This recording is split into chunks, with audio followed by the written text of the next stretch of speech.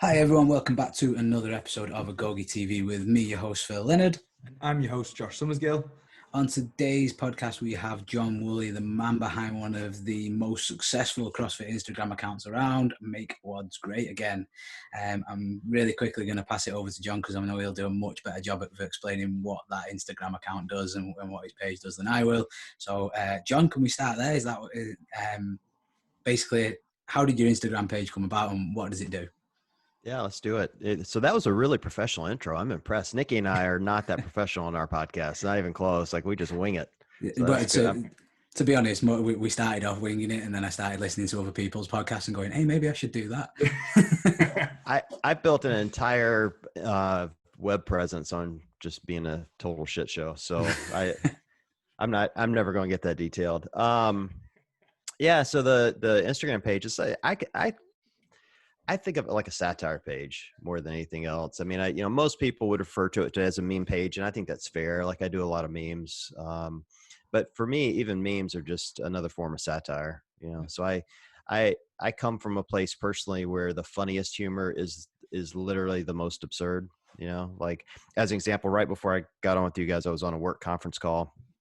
And as usual, during a work conference call, I was sitting there creating content, and I was creating children's books for CrossFitters, and it's just pure satire. It's like how Susie got rhabdo, like things like that, I'm already looking forward to this. Yeah, it'll be my next post today, actually. I mean, it's just goofy, like, because for me, like the most absurd humor is the funniest. So when I started the page, that's really like kind of how it launched. Like I actually went back a couple of days ago and went back through my archive and just looked at some of the very first posts that I did. And, I think that's the one thing that's been consistent really for the 2 years I've been doing it. It's just, as absurd as you can get, the funnier it tends to be to me. And then, I just try to keep it really, really relatable to CrossFitters. I mean, the thing that's interesting to me about CrossFitters is that it's no different here in Cleveland, Ohio than it is in the UK. It's like all CrossFitters do the same dumb stuff. We all do. It doesn't matter where you live. It doesn't matter what language you speak. We all probably come out too hot. We all, have things we can and can't do well in the gym. We all have, a lot of the same faults, and you see the same stuff in gyms. And so I want people to see it and go, oh, that's really relatable. Like an example for me is I did a meme, a week or two ago about somebody, blowing it out on a box jump, like, tripping on the box, hitting their shin, and their buddy just keeps going. Like, I can't tell you how many times I've seen that happen where you're like right next to your buddy, you just careen your shin into the box and you give that little courtesy look like, are you okay? But you keep going to see if they're going to get up, but you don't want to ruin your own time. So you're not going to like stop what you're doing, That's what CrossFitters do. And if you can relay that in like a kind of a short, crisp message, I think people relate to it. So that's really all I've tried to do for a couple of years now. And I've been really fortunate that people connect to it. I can 100% relate to that as well. I'll never forget being, I was in reception and Josh is coaching a class in the other room, and he brings a client in who's just tripped on his on his box jumps, and you could see the bone on his shin. And Josh went, "Have you got a plaster?" And I'm like, hey, no, not for that. That's a full-on hospital and stitches job. I was like, yeah, you just put a plaster on it, you'll be okay. You'll be fine. Everyone else cracked on. Even his missus was, I think, did she go and finish the workout in the end, Alison? Yeah. I trained, or for a long time, trained with the same guys, and we've always had that rule: is that you just give the courtesy look. That's all you got to do. Like if somebody gets hurt, you turn and look, and you give them that courtesy nod, like, "Are you okay?" And if they wave you off, you keep going. If they can't move or speak, you probably should stop and check on them. But if they're just in pain, sorry, buddy, I got a WOD time to hit here. I got to finish my WOD. It's probably only 1 or 2 more rounds anyway. So that just sounds like the end of every workout to me. Yeah. Can't pretty move much or speak. The thing is, I think, like, just touching on what you said then, John, about the page, is it is so relatable, like you said. And I think every single CrossFitter that sees obviously what you post and stuff can relate to it. I think that's one of the reasons it is like so successful and so many people have heard of it. Do you know what I mean? Because it's not just funny; it's like it's very relatable to everybody, isn't it? Yeah, and I appreciate that. I mean, that's really the goal. I'm trying to bring that to the podcast and to the YouTube page as well. And that's, both of those are newer than the satire page, but we're trying to just, continue to connect to the community in the ways that people can see themselves in it. you know? And Yeah. so like, so an example of that is, you know, the podcast, like when I have people on, we don't talk about the games that much. We talk about it some because it is important to people and people want to talk about it. But like the heart of CrossFit is not the CrossFit games. Like the heart of CrossFit is what happens in the boxes. But now we do try to get athletes on, and it's interesting to talk to a high level athlete about kind of their everyday experience. For me, that's more relatable. Like when you find out that, you know, so-and-so has all the same fears in the gym, or that it took them 2 years to figure out how to do a handstand walk or whatever, you know, you just think these people woke up, rolled out of bed, and all of a sudden we're going to the games. And that's just not the truth. You know, most of them, it took them years to overcome issues. And a lot of them still have, you know, just these crazy fears. You're like, really? You're like freaked out by, you know, bar muscle ups? They're like, oh yeah, I don't like heights. You know, it's just like, it's interesting to talk to them, you know? So that's what we're trying to do as you know, me and Nikki, and then, you know, the page is, I don't know. I literally just told someone, they messaged me and they're like, you know, I really appreciate that you did this one post that was kind of about your life. I'm like, every post is about my life. Literally everyone. Like there's nothing that goes on that page that I haven't seen personally. I've been doing this for literally 9 years today. This is my 9-year anniversary today. Wow. And, you know, so over 9 years, like you see a lot of crazy stuff, you know, and it's all it is, just recollection of the things I've seen. We had a quick look before, and I think is it over 7,000 posts you've now got on that Instagram page. That's a lot of funny content. It's kind of depressing when I think about it. I'm like, man, how much time have I wasted? But no, it's impressive. I mean, like, do you just think of it on the spot, or like, are you obviously in a work conference? You're like, oh, that's really funny, that I'm going to make a note of that, or because obviously it's quite a lot of content to get out. Yeah, I just see things, and then so I have ADD, ADHD, and I drink a lot of coffee, so a lot of caffeine. So particularly in the mornings like this, my mind is just like firing. Like you guys actually caught me at like my best, most creative time. Like I could probably sit here and just rattle off 10 memes in a row if I wanted to right now. It get in the afternoons, I start to get tired, and then that's usually when I work out anyway. But yeah, so I just see something and it gets my mind firing. So like this morning I saw a children's book, and it was this kid holding her hands up, and it said, "How big?" That was the book, you know. I just, you know, saw it in my Instagram feed for some reason. And I thought to myself, you know, it would be a really interesting like concept. Like, you know, most CrossFitters have kids, you know, but what if the books were designed to kids? And then how extreme can you take them? Like, what are the really stupid things that CrossFitters do, you know? And so I made 2 or 3 real quick while I was sitting there. I don't even know if they're funny yet. I'll go back and look at them before I post it, but that's kind of how it happens. You know, I just see something, think of a caption, and I'm kind of off to the races, you know. Love it. I think the other thing that you do really well is sort of draw the line just before like offending people. You do like, you sort of walk the line really close every now and then, but like you never ever entirely offensive to anyone, except maybe Pat Vellner, but I think he's okay with that. Yeah, I've learned that lesson the hard way though. I went back and as I told you, I was going through my archive, and I looked at a few, and I'm like, oh man, if I posted those today, I'd get roasted. You know, like I didn't have enough followers for people to see it and go, okay, that's offensive, you know? Yeah. So I've kind of learned over time, like where that line is, and the line is kind of constantly moving, if we're being honest. Like it really is. Like there's kind of a social swing around things that you can talk about, and what's a relevant topic for then isn't always relevant, you know? So you have to be cautious, but I have learned over time, like, you know, like I've set some rules for the page. I don't make homophobic jokes. I try not to make jokes about, you know, women more than men. Like it's okay to make fun of either, but you got to be even handed. Yeah. I don't make sexual jokes about women or men. I don't sexualize the athletes. Maybe that's a better way to put it. And then just, you know, no racial jokes, you know, and those jokes they're not funny anyway. You know, like there's nothing funny about belittling or hurting someone else. That's not extreme humor. That's mean humor, which is a much different thing. Like taking something to its extreme point is different. I'll give you an example. Like, and I actually have people I reach out to when I think I'm getting too close to the line. You know, I made a joke once. Who was it? Hyper Ice sells this, you know, vibrating foam roller. And I saw it. I'm like, okay, there's a lot of sex jokes there that I could make. So I'm like, I'm going to make one. So I did a Photoshop, and I put their 3 foam rollers out there. And they come in 3 colors, by the way, if I remember right: blue, green, and black. And I made the black one bigger. You can probably see where I'm going with this, right? And I put, like, I forget what the text was, but it was something along the lines of the black one's not actually bigger or something. And I messaged a games athlete, Marquand Jones, who's a good friend of mine. I messaged him. I'm like, hey, dude, I need an opinion on this. Is this a racist joke? Like, if I make this joke, am I getting in trouble? He's like, no. You can always say we have big dicks. That's okay. I'm like, all right, as long as we're clear. Yeah, I just want to make sure I'm right here. So. So it's like you have to have people you trust, and they need to know where you're coming from, because the last thing I want is anybody to look at something and go, okay, that was super offensive or mean or whatever.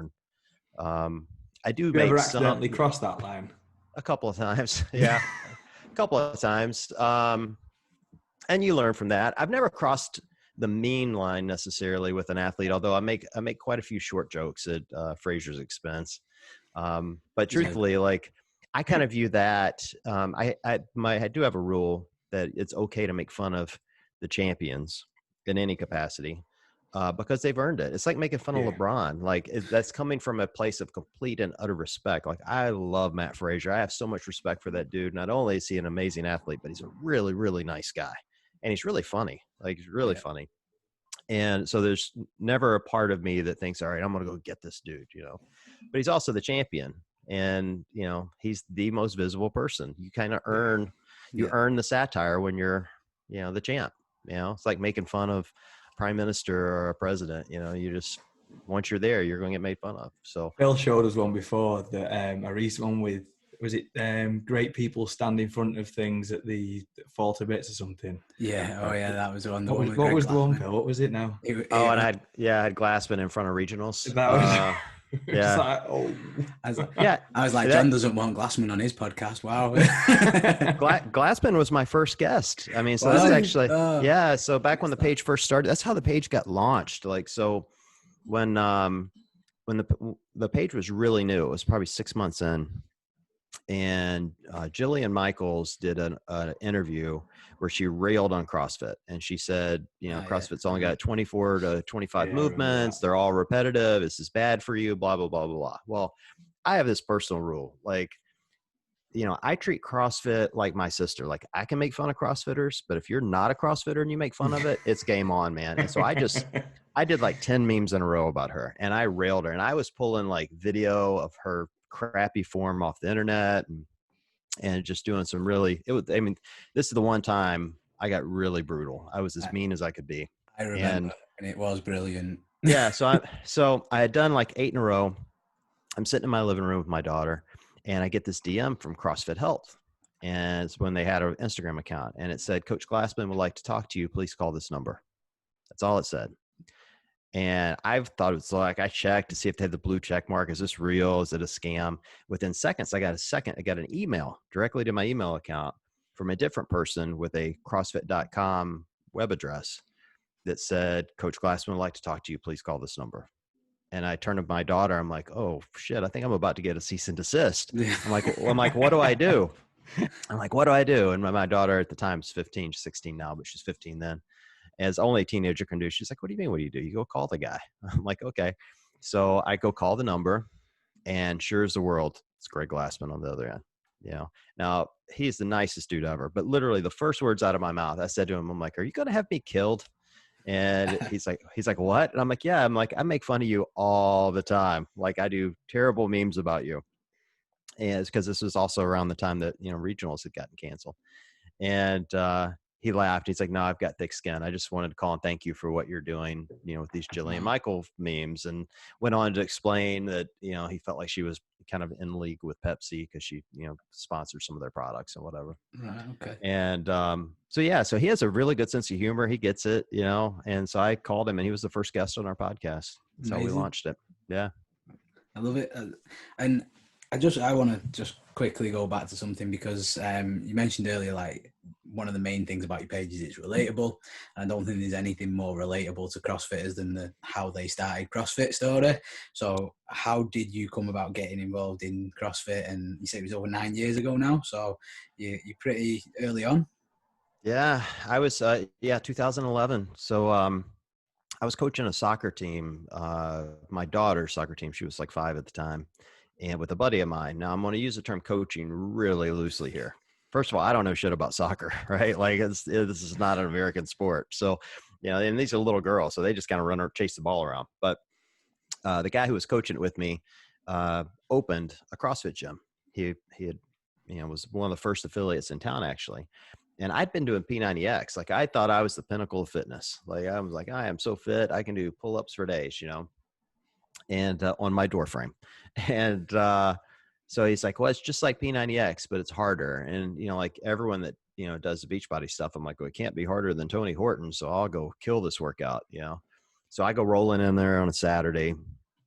It brilliantly did not eat any food before I went. Class starts at 10. So now I'm totally fasted, and the workout, and to their credit, this is the hardest intro workout of any gym I've ever seen. To this day, they still do it. It's 3 rounds for time of 10 thrusters at 95 pounds, 20 burpees, and 100-foot overhead walking lunge with a 45-pound plate. That's the intro WOD. That's how they teach you CrossFit, right? That's your rite of passage. Oh my God. Well, so they've smartly scaled me to a 45-pound bar and a 15-pound plate. And then, I'd never done a burpee in my life. So I'm asking the coach, I'm like, what's a burpee? She's like, it's like a push-up. Now, I want you to keep in mind that P90X, their day one workout, there's like 300 push-ups, and so I had been doing a ton of push-ups. Like it's the one thing I was really good at. So I'm like, I'm going to kill these push-ups and show this woman how good I am, So I get into the WOD, I do the 10 thrusters, and then I do 20 burpees as hard as I can go, like as fast as I can go. Well, within minutes, like I'm literally standing in the door, like ready to puke, my heart rate spiked. It took me 33 minutes to finish that workout, almost 34 minutes. Swear to God. I kept taking these long, but they're yelling at me. They thought I was never coming back. Now, as a point of reference, I redid this workout in February, actually, when I was in Miami for Wadapalooza. And I think I did it in like 12 and a half, 13 minutes, so it's like, it's all relative, but it's, CrossFit's the one thing that I've never mastered.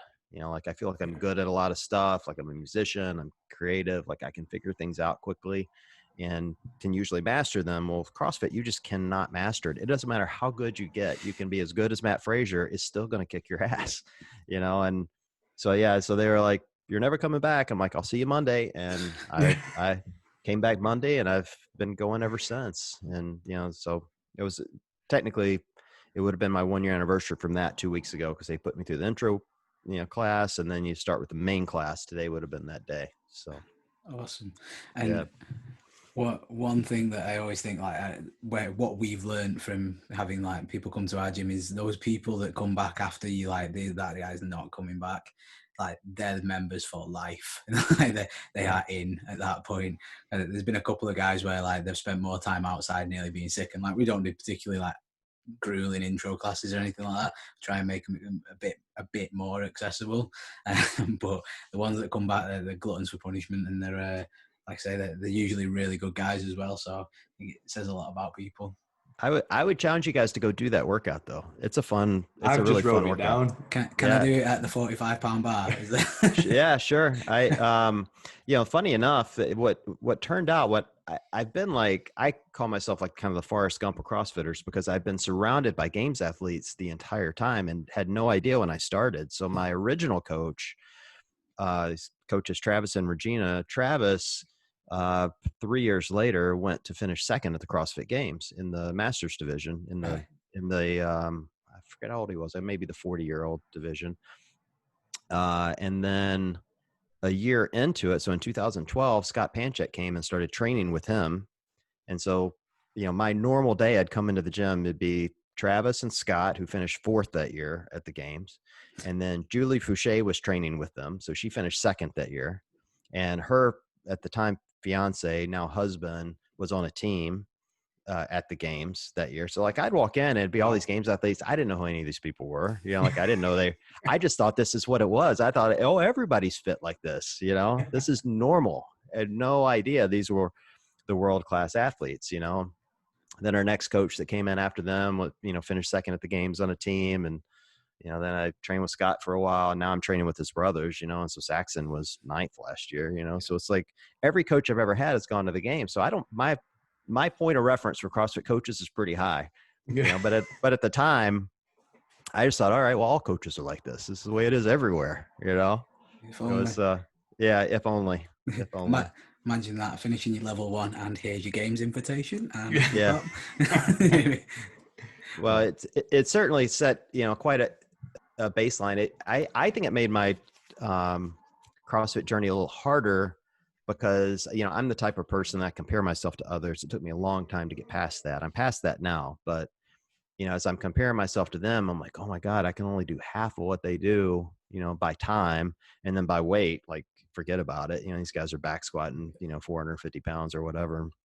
It just seemed unachievable. And so I think there was a point in my career where I felt I'm never going to be able to do this, and it was, kind of like a discouraging moment for, maybe even a year or two, until I finally figured out, well, it's really just about me, and my accomplishments, what I'm able to do, not, kind of what what these, crazy fire breathers can do. Yeah.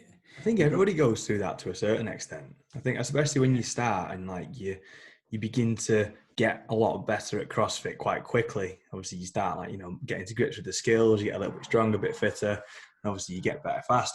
And then it gets to a point where that just kind of levels out. You don't see much obvious progression over like a 12 to 24 month period. And it's like, well, am I even any good at this? Do you know what I mean? And you kind of relook at your goals and go, well, like you just said, John, I'm doing this for me. Yeah. I'm not going to go to the CrossFit Games, but I am going to be as fit as I can be. And obviously, it's not necessarily about everyone else, is it? Yeah. I just did a video on this yesterday. Like once I learned that scaling was the most important thing, and that putting in more consistent work. I joked to someone else, it's like consistent mediocrity. Like if you could be consistently mediocre, but going to the gym 5 days a week, if you're going in, 3 days a week and just killing it 3 days a week, that person consistently mediocre over a 1 to 2 year period is going to make more gains and more progress. Yeah. Always. They always will. And once I figured that out, like once I quit chasing the clock, I quit chasing the whiteboard, and really started looking at each workout as, all right, what can I gain from this? Like, what can I get out of it? What do I want the stimulus to be? And, obviously partnering with my coaches to do that. It wasn't just me saying, all right, I'm going to, co-opt my coach's programming. But, once I started to figure that out, I've been on a 2-year run now. I've got a knock on wood, with no injuries, like literally none. And, at this point, and I'm doing 2-a-days most days, but I figured out that, I can, kind of where my limits are and where I want to make the progress. So like I'll get up in the morning. I got up super early this morning, 6 o'clock, rode the bike for 45 minutes. So I was on a C2 bike for 45 minutes. I'll work all day today. I'll go to the gym this afternoon, or I'll work out here at home, and I'll do a, strength and a Metcon, just, but I know where those limits are. And, once I figured that out, changed my life, man. Yeah. And like, I think that's a really important message. Like it's something, it's really cool to hear it probably from you, because maybe like you're not ingrained in coaching like the rest of us. I think when I tell that to my athletes, they kind of go, yeah, he always says that. You know what I mean? But obviously you coming at it from a different angle, and probably from a member's perspective as such, is really good to hear. Well, see, I catch a lot of grief around the Open because I scale the Open. So I finished 2nd worldwide at the Open last year in the scale division. I was really proud of that. Yeah. But I caught a lot of grief from people going, well, you can do all the movements. It's not fair that you're going in and destroying all these people that can't do all the movements. And I'm like, well, first of all, they have the exact same opportunity I do. So screw that mentality. Like, they can learn the movements. I get that some of them are new, but they can put in the work. But for me, it wasn't about my placement or where I would finish, although I was certainly, very happy to be, competing in that group. For me, it's about not blowing up my training, right? Meaning like when you're doing a scaled Open, I'm still redlining. Like those workouts were hard as hell. Really, really hard, and would really kind of wreck me for the rest of the day, but they didn't wreck me for the week. What I didn't want to happen was go in and do an RX workout when I don't normally RX, and then I'm kind of done for the next 3 days. Like what people are missing, they go, yeah, John can do muscle ups. He can, I have a moderately, heavy snatch weight, and lifts for my age and body type, and they see that and go, well, you should be RXing more. And it's like, I scale, if I work out 5 to 6 times a week, I scale 5 to 6 times, almost always. Like occasionally I'll RX something, but I almost always scale and focus more on good movement, form, and intensity over, moving heavy loads. And then when I'm doing strength training, I lift heavy, so I focus on strict pull-ups. I focus on, good form and going heavy on back squats and front squats and deadlifts, like kind of the core movements. I honestly don't typically go heavy when we're even on strength work for snatches, because there's a lot that could go wrong there. And, I kind of pull back cleans for the same reason, mostly because I don't like dropping a bar into my collarbones. Like, I'm too old for this shit. So, that's kind of my mentality on it. And I'm continuing. I'm 49 now. And, like as some examples, when I started, I think my initial back squat 9 years ago was, I think the first time I tested it was maybe like 185, and now it's like 345. I weigh 172 pounds, so I feel pretty good about that. I'm, deadlifting close to 400 now. And all those weights continue to go up, and everyone goes, you can't build muscle after 40. Well, I call BS on that. If you train properly, you can, and you can absolutely get stronger without taking a pill, without jabbing a needle in your leg, without, I don't even take creatine these days. Like, just kind of go out and do it, I mean, I just want you as a member at my gym now. That's like, that's perfect. And if somebody was to come to my gym and be like, yeah, that's their attitude, like, amazing. Like, you can't ask for anything more. There's the stigma around scaling, isn't there? I think especially for like you red-blooded males, it's like, I will go RX and I will end my life. It's like, no, like if you're not ready for it, and like you say, if you're going to get more benefit out of it by scaling it, scale the workout. Do you know what I mean? It's so dumb. It is so dumb. Like, everyone here in the States did Murph, on Memorial Day. And you get this big debate amongst the fire breathers of, well, if you don't do it, exactly this way, wearing a 20-pound pack, you didn't actually do the workout. I'm like, really? Like, felt like I did the workout, but I would use even that as an example. Like, I do RX that one because that workout has like kind of special meaning to me. And I want to put in, kind of the hardest work I can, but I scale. I've scaled for the last 2 months training that. So I've been spending a lot of time on the C2 bike. I have not been running and I've not been wearing a pack, but I have C2 bike, probably 20 to 30K a day, every single day. Right. So I put the pack on Monday and did the first mile run, and I did it in 8 minutes flat. And I told someone, like, I was not running. Like, I felt like I was just kind of out there jogging, lollygagging, like just feeling good. Wasn't worried about my time. I get back, I did it here in my neighborhood at home, and I got back and I looked at my watch. I'm like, holy crap. Like, it was 2 minutes faster than I thought it would be. And so then in my mind, I'm like, well, the second mile will really suck. And then I did the second one in like 8:23, so my point to that is that, I scaled to be able to RX later, and for the record, it didn't wreck me for the rest of the day. Like, I actually felt fine afterwards. So it is unfortunate that people view scaling as weakness, but I view it the opposite. I think scaling is actually building to strength. I'll take on any of those RX guys any day of the week they want to go. Like, you want to do an RX squad and go, let's go. I'll get beat by a 49-year-old man. No problem. I got nothing to lose, Amazing. You mentioned you've got a C2 bike, and I know you like to fire shots at the assault bike on a regular basis. So I heard a rumor, and I don't know whether it's true. Did Assault Bike actually send you an assault bike for free? Was that true? They did. They absolutely did. It's in the basement, and it gets used. It's going to get used this afternoon, actually. So I have this really awesome home gym, and I just posted in my story, just kind of a quick, video clip of it. Now, full disclosure, I know the owner of Assault Bike. I've known Tracy for a while. Super nice lady, like nicest woman you've ever met. She doesn't look like Satan at all. And, she messaged me and she's like, hey, your gym's missing something. And I'm like, what are you talking about? She's like, yeah, you don't have an assault bike down there. I'm like, you're damn right I don't have an assault bike down there.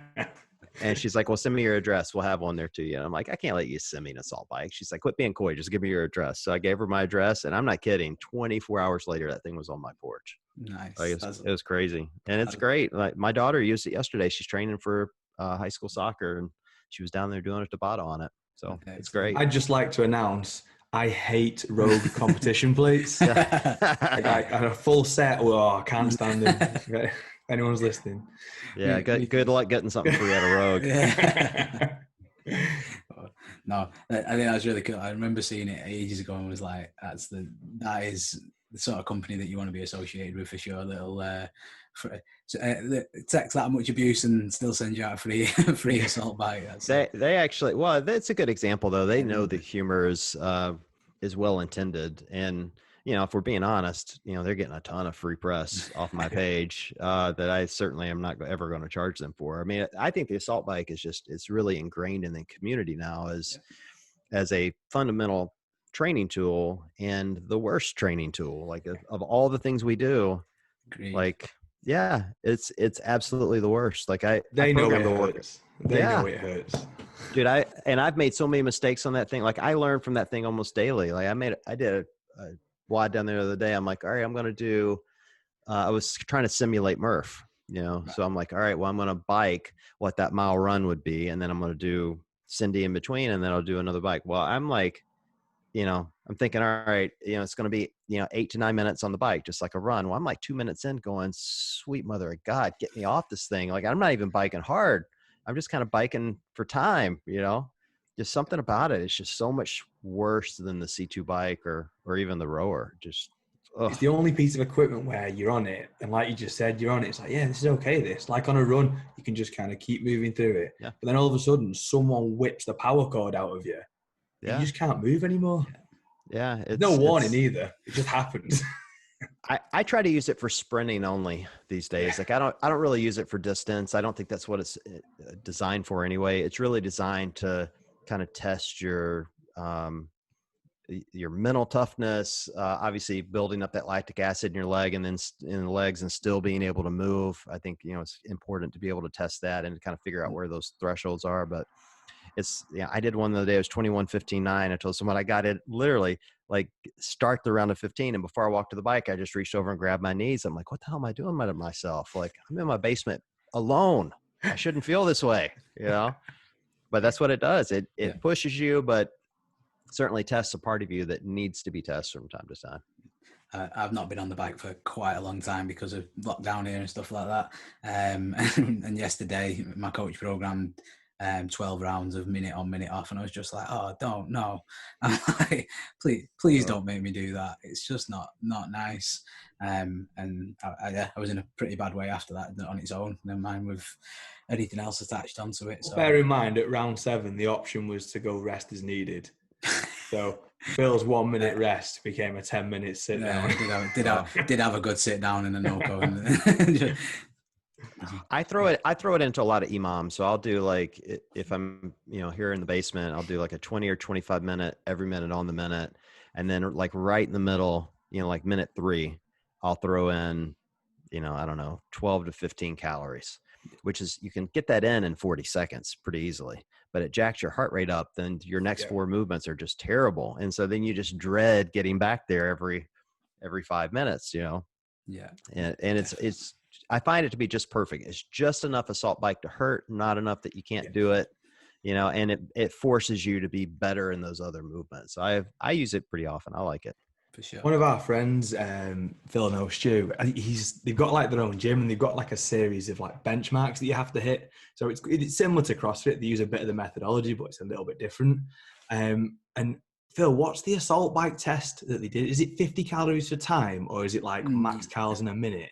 I've done that. Yeah, I think it's one of the them. number I'd have to pull them up. Insane. I'm like, was it something like nearly 50 calories in like 90 seconds or something? It was fast. It was stupid. It was faster. It was biblical. And it was just like, wow. So I did, when I was training at Mentality, which is Scott Panchik's gym, one of the first workouts they put me into was 50 calories for time on the assault bike. Now, keep in mind, the twins can do that in sub 50. So they're doing it in like, 47, 46 seconds or so. Who's doing that? Saxon Banshee. Saxon or Spencer. Now I did it, full disclosure, I did it in like a minute 45, which I thought at my age was like really spectacular, right? So I get on that thing and I'm like, all right, I'm going to show these guys how fit I am, you know, and because I have pretty good cardio capacity. So I come, you know, balls to the wall and I knock out 30 calories in probably 60 seconds, you know. That's when I knew I'd made my first mistake, right? You hit that 30 calorie mark and I realized I got 20 more calories to go and I got nothing left in the tank. So you just suffer for the next 45 seconds till you get the 20 calories. And I still had a spectacular time comparatively, right? So I'm like, all right, it's great. I get off the bike and I'm not exaggerating. I took 2 steps, no farther than 2, and literally collapsed. It's the only time in my life that's ever happened. Like both legs just went out from under me. I couldn't walk. All that, you know, blood flow, lactic acid, whatever, just, you know, started moving and I was done. And then I've never puked in a CrossFit gym, again, knock on wood, but for about an hour, I was holding it in like in a bad way. I had skipped, he had a second workout program. I skipped it. I rarely have to do that, but I'm like, yeah, I'm done. We're good for the day. Thanks. I'm going home. Don't even. I'm really bad at the assault bike. I just realized I thought Phil was taking the piss. I am terrible. Well, the assault time. The assault bike is kind of like a rower, though. Like I'm 6 feet tall. I don't know how tall you guys are, but I'm 6 feet tall, and I have long legs. So like 6 foot together. Tiny legs. If you have long legs, it's like a rower. You absolutely have an advantage. You really do. Like the assault bike and rowing are 2 real strengths for me compared to, you know, a lot of people my age or other CrossFitters, because I just have longer levers, you know. Yeah. So that helps. It doesn't give you an advantage on what it does to your lungs, though. Like it hurts either way. You know? I've just found it's great. More than 50 calories in a minute on the assault bike. Yeah. And I just thought that was impossible until John just told me that apparently everybody's doing it. So here's a great one for you if you want to test an assault bike. We did this one right before the quarantine, 70 calories for time, but you do 5 burpees at the top of each minute. Oh, okay. So you start with it sounds like Cal Sue with COVID. Yeah, kind of. Yeah, that one, if I'm remembering right, I think my time on that was like 5:11. So it's you should be under 7 minutes. Like you gotta, but the trick is like you got to make those first. You're basically doing rounds if you think about it. You know, it's every minute on the minute. And so when you get on the bike the first time, like if I remember right, I cranked out like 18 calories in 45 seconds or something. And you get on the second time and you still have your lungs the second time, you got to crank out another 18. Like you got to get to 40 fast. Yeah. And then after that, it's a suffer fest for about 3 minutes. Like it's really, it gets really tough deciding, all right, how fast do I want to do these burpees, but I got to give myself more time to bike. Like it's not fun. Yeah, it nosedives real fast, anything on the assault bike. So, John, one thing that I really wanted to ask you about as well, just before we get on to finishing questions, I know you've done some fundraising and charity work via Make Wods Great Again, and I think it'd be wrong not to ask you about that and what was involved in that and what you did. Oh, I've done a ton of stuff. Let's see. I'll think about what I did last year. So last year I did a fundraiser for Barbells for Boobs. So we raised money for their charity. I think I raised $2,500 for them. I was basically selling T-shirts with kind of an offensive slogan on it, and so that was effective. The one I was most proud of, though, I got invited out to do an MC event. I never MC, and it's certainly not a skill of mine, but I got invited out to this veterans group in Delaware, and what they do is they raise money for families that have veterans that suffer from PTSD, right? Okay. And they raised $10,000 for that charity that weekend. And so they flew me out and I emceed the event and, you know, met with people and did some posts and whatever, you know, just donate. So I donated all of my time. All they paid for was my flight and my hotel room. And then, but I donated my time and we raised over 10 grand for them, which was really, really cool. I frequently do kind of free work for Outwad, which is a LGBTQ plus, I don't know all the acronyms, CrossFit community. There's 2 or 3 veterans groups. VetWad is one that I do posts for. We just did a podcast with Battle Cancer, which is a cancer charity based out of the UK. Really happy to work with them. And I plan to continue to work with them. Scott Britz, who runs that group, is really amazing and a great CrossFitter too. So yeah, I mean, for me, it was kind of unexpected to have this size of a platform and this many people following. And bluntly, I make a really good living. Like, I don't make any money off the page, or I don't even try to. For me, it's really just about the community and having a place everybody can come and have some fun. And, my thought is like, I've got the opportunity, you should give back. Like, community has given me so much over the last 9 years. Like, why wouldn't I be a part of that? And so I try to help where I can. I certainly don't help every single person that reaches out, because I don't have the time. I wish I did. Yeah. Yeah. I mean, if I didn't have a full-time job and I had the time, I could, but I try to do as many as I can. And I try to connect myself with, charitable organizations that I believe in, that are connected to CrossFit. So that is kind of my only caveat. If you're not a CrossFit charity, I don't do it. And no offense to those charities, they're doing great work.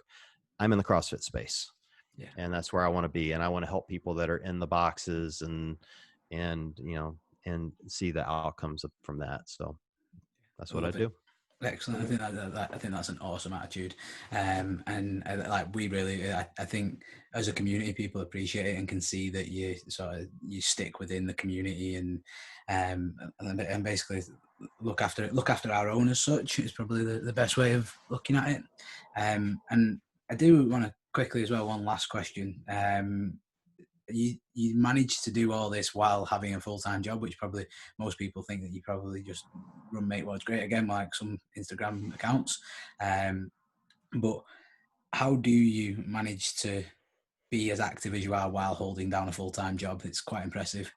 Well, here's the main thing. I cannot emphasize this enough. You need to get divorced. That's the first thing. I'm single, so that helps. That absolutely helps. I won't lie. I dedicate a lot of time to it, but I dedicate a lot of time to my real job. I'm a banker, and I have 17 locations that report to me, and probably 80 employees at this point. So that's a lot of work, particularly during the COVID crisis. So it's been kind of crazy lately. I do most of my content creating really early in the morning before we even open. So that part's easy. I do all my podcasts in the evenings after we're closed. So that part's really easy. It's, connecting to people during the day. I try to catch people, when I've got free moments, or if I'm on a break, or like I mentioned earlier, during conference calls when I should be listening, I might be responding to DMs or creating content during that time. I don't know. I feel like I'm pretty good at just kind of balancing it. And, ADD helps. Like, it helps me move on to the next thing and kind of focus like quickly. There are days that are harder than others. For me, this is like a stress relief. So I think it actually helps my job to be able to connect with people. Like, there's an incredible amount of joy that comes from like meeting people all over the world. I get to talk to you guys, like, we're a long distance away. That's really fun and different for me. And, I'm routinely getting messages from the Philippines or Germany or Australia. Like, I have a huge following in Australia and New Zealand and France. And, a lot of them will send me messages in whatever their language is. And I'm like, guys, I'm an American. I speak one language. All right. Like, and it's barely English. Like, come on. But in that aspect, it's really fun though. And, you start to learn about people and learn what's important to them. And, it's opened my worldview in so many different ways, and so it's really, it's humbling and educational and fun. And I don't know, I get a lot from it. So I don't really view it as work. For me, it's just kind of part of my life now. Yeah, I tell my girlfriend it's work all the time, but it's not. It's just fun. I'm like, we get to talk to cool people all the time now, and like, I tell her I'm going upstairs to work, and I'm like, nah, I'm just going to have some fun with my friends. Right. Make some new friends. It's awesome. Yeah. So I've got some fun questions to finish off with, and just we'll fire through them pretty quick because I don't want to keep you too long. Like I say, you got a busy day ahead. So the first one that we always like to ask people is, have you got a book or a movie recommendation for anybody for while we're all in lockdown? I don't know if it's a movie recommendation. I've been watching Rick and Morty. I don't know if you guys have ever seen that. It's a cartoon. And for the record, it is barely PG-13. It's probably R, I would imagine. It's hysterically funny. If you like absurd humor, it's hysterically funny. So I've been kind of binging on Rick and Morty lately. I don't watch a lot of cartoons, but this one is hysterical, like absolutely hysterical. I'm kind of a nerd, man. Like if it's gonna be a movie, it's gonna be some sort of sci-fi, with Star Trek, Star Wars, like some sort of superhero, Marvel, one of those. Awesome. We had Sean Woodland on the other day, and he put me on to Ready Player One. And oh yeah, I'm like 5 hours into it, and I've had it a day. I'm like, I just absolutely destroying it. It's brilliant. And definitely a good recommendation for sure. Yeah, Sean's my head twin. My head twin. Brilliant. So if you could, obviously you're a banker, if you could choose another profession, any profession that you like, what would it be? Well, I'm gonna take a flyer and say that profession's not gonna be in CrossFit. I'd be a musician. I play guitar. I've played since I was 12. I'd love to be a professional musician of some sort, something creative, that's why it would be guitar for me. I'm probably too creative to be kind of locked into one space too long. Amazing. Excellent. Great answer as well. I think is that the first time we've had musician? Yeah. I think so. Awesome. Surprising as well. I thought that'd be more popular. And last question. I know you do a podcast, and if you could interview absolutely anybody, dead or alive, and you can just absorb as much information as you can from him, who would it be? Oh, I've had everyone in CrossFit that I've ever wanted has come on. Damn, that's What's a good question. Like? I'm fortunate, because Nikki's been so closely tied to the CrossFit Games, and most of these people follow me, so they're like willing to talk to me, so that part's been good. I tell you who I'd love to have on is Arnold Schwarzenegger. I love that dude. Yeah. Like he is besides the fact he's just legend, I think he's funny, so, and he's in the fitness space, and I think it would fit my podcast. So that part would be good. I don't know. I'm not a very political guy, so I'd never really want a politician on unless they do CrossFit, and then I could roast them. So Donald Trump's son does CrossFit, so maybe I should ask him to come on and we can talk about his shitty squats. So yeah, I don't know. Schwarzenegger, I would think is probably top of the list. Do it for sure. Excellent. In fact, you know what we didn't mention? It was the original name of the page was CrossFit Trump, wasn't it? Yeah. Way back when. Yeah. And how come was that changed because of anything in specific, or was it just? I changed it because I had no idea the page was going to get that big. So I originally created it was a Twitter handle, and I created it and called it CrossFit Trump because he just won the election. I'm like, all right, this will be funny. Like I can say bombastic, stupid things in the voice of Trump. So imagine talking about CrossFit, but as the president. And so you'd say things like, "Oh, I'm really good at pull-ups because my hands are huge," or we're going to do wall balls on the border wall, things like that. Things that only Trump could get away with, and it was moderately funny. The joke of, saying things in the voice of the president though gets old kind of quick, and it didn't really take off from that aspect. Well, when the page started to grow, I started to get a lot of messages from people that were pro-Trump or people that were anti-Trump. And I'm kind of neither. I'm not a real political guy. I didn't intend the page to be political. I didn't want it to be political. I didn't want to draw lines between people, and I had the CrossFit name in it. And I'm like, well, if it's going to get bigger, I have to get rid of the CrossFit name. Otherwise I'm going to get sued. And so I'm like, all right, I'll change it once I hit 10,000. Well, then I hit 10,000 really fast. And I'm like, crap, I got to come up with a new name now. So I wanted to keep, something that signified the old page. I'd created this logo that was an orange kettlebell with Trump hair on it. And the orange was because he spray tans, and, the hair was because he's got that, effed up hairdo. And so it's a spoof on him, making fun of him. And so I'm like, trying to figure out names, and I had finally settled that the word WODS was the one thing specific to CrossFit that everyone says worldwide and is recognizable as CrossFit only. Yeah. Right. And so I wanted the word WODS in there. And someone said to me, well, what about make WODS great again? I'm like, holy shit, that's perfect. And so I made that the name, and I kept the kettlebell, and I hired a lawyer, and said, all right, I want to trademark Make Wods Great Again. And I'm also going to trademark Make Pods Great Again because I was going to start a podcast, you know, and I thought it was clever because they, you know, rhymed or whatever. And so I trademark both names, my lawyer, and I want to trademark the logo, the orange kettlebell, because I was going to keep it. So my lawyer calls me. You cannot even make this up. He's like, all right, both trademarks went through. They're fully your name now. Can't trademark the kettlebell. I'm like, why not? He goes, because Trump has already trademarked his hair. I'm like, seriously? He's like, yeah. He's like, I got a 500-page document back from the government. You can't do it. Wow. I'm like, you can't even make this. Like, how rich do you have to be? How much money? And egotistical. So how rich and egotistical do you have to be to trademark your hairdo? I'm like, props to you, bro. Props to you. Like, I really hope all your kettlebells in your gym are orange, though. Like, oh yeah, I'd be like only using orange kettlebells.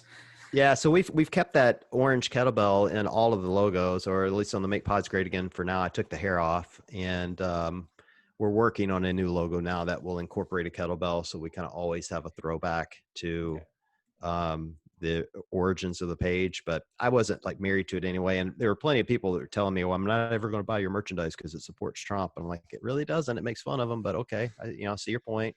Yeah. And so I figured if I ever want to sell anything at some point, I need to be, kind of bland. So that was the change in the name. Agreed. Awesome. Right. Last one. So this is like this and that, and like a really quick fire. So example being, the first one, snatch or clean and jerk, and just throw at me whatever you think, whatever you prefer. So snatch or clean and jerk. Snatch. Running or rowing. Rowing or air bike. Oh, rowing. Front squat or back squat. Back squat. Pizza or ice cream. Oh, I have to choose. Probably pizza. Choice. Pizza. Gold medal, so Olympic gold medal, or £1 million. How much is £1 million these days? What's it worth? That's a good question. I'd probably go $1 million. I'd go with the money. Absolutely, I'll take the money. Nice. Cookies or donuts? Tough one too. Donuts. That's what I went with as well, so it's all good. Books or movies? Movies. Sports or reality TV? Sports. Nice. Okay, awesome. John, thank you very much for joining us today and coming on the podcast. Before we leave, obviously everyone knows to find you on Make Wods Great Again, but is there anything else you want to promote or talk about before we wrap it up? Well, the big two for me are the podcast, which has really taken off. We've had a ton of great guests recently, lots of games athletes, and we have lots more coming up, which is fun.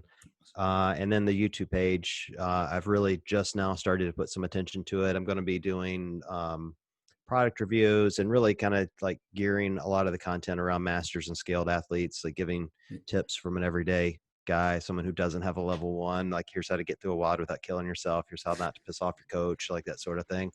And that's been a lot of fun. So, you can catch me on YouTube under Make Wods Great Again, catch me on Instagram under that. The podcast is Make Pods Great Again. So it's a little different, and it's on Spotify, Apple, TuneIn, what are the others? Stitcher and Google. So nice. Anywhere you have podcasts, you can find it. And if you start making how not to piss off your coach, I am 100% sharing that. That is going out to all of our clients. I'll do that next for you. I'll do that for you because I definitely know how to piss off a coach, so I can tell you how not to. For sure. That'd be better. That'd be a better one. Yes. Don't encourage him, God. Yep. No, tag us in it, and we'll definitely get that out to everyone. It's awesome. John, again, thank you for your time today. We really appreciate you spending some time on meeting up with us. And again, I think people will really enjoy today's podcast. Really quick, guys, if you did enjoy today's podcast, please like, share, review, comment.